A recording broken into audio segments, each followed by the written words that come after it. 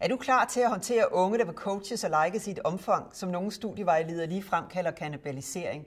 Ved du, hvordan du skal motivere unge, der er opvokset i en mig-kultur og mener, at erfaring findes på Facebook? Det skal du kunne, for popstars-generationen er på vej ud på uddannelsesinstitutionerne og på arbejdsmarkedet. Jeg vil her give dig et hurtigt bud på nogle af de udfordringer, vi kommer til at stå overfor i forhold til de unge. Kald den generation Y, generation Facebook, eller som jeg gør, popstars-generationen. Jeg hedder Anne-Marie Dahl, jeg er fremtidsforsker, og jeg beskæftiger mig med, hvordan de store udviklingstendenser i vores samfund påvirker os som mennesker. Særligt så er jeg optaget af ungdomskulturen, fordi mange af de tendenser eller megatrends, der er på vej i vores samfund, de ses tydeligst i ungdomskulturen. Og de unge, de er jo sådan set fremtidens borgere, forbrugere og arbejdskraft. For et par år siden så var jeg med til at skrive bogen Popstars-generationen, nutidens unge, fremtidens arbejdskraft.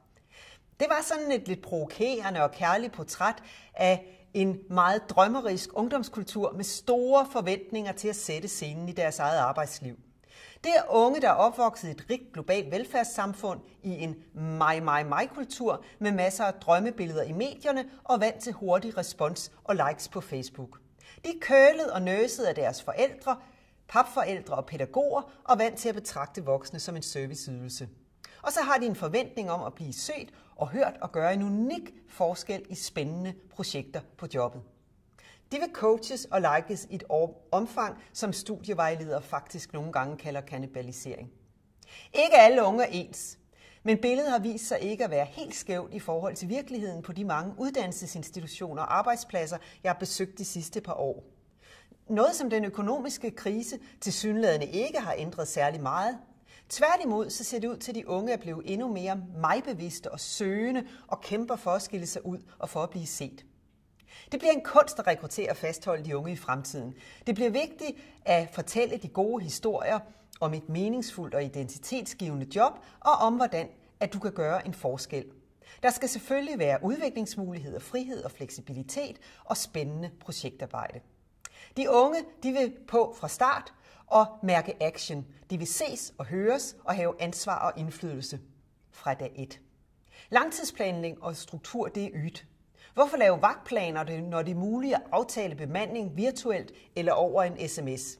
De unge er ikke vant til at rette ind efter en lineal, men navigerer løbende i forhold til muligheder og signaler. De står ikke stille og venter, hvis de går i stå i et regneark. Lynhurtigt så bliver spørgsmålet kastet ud på Facebook eller til en i netværket, der lige ved det.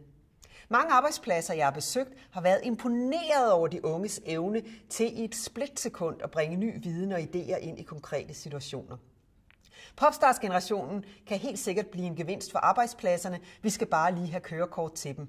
De kommer med et andet mindset og en forventning til deres job.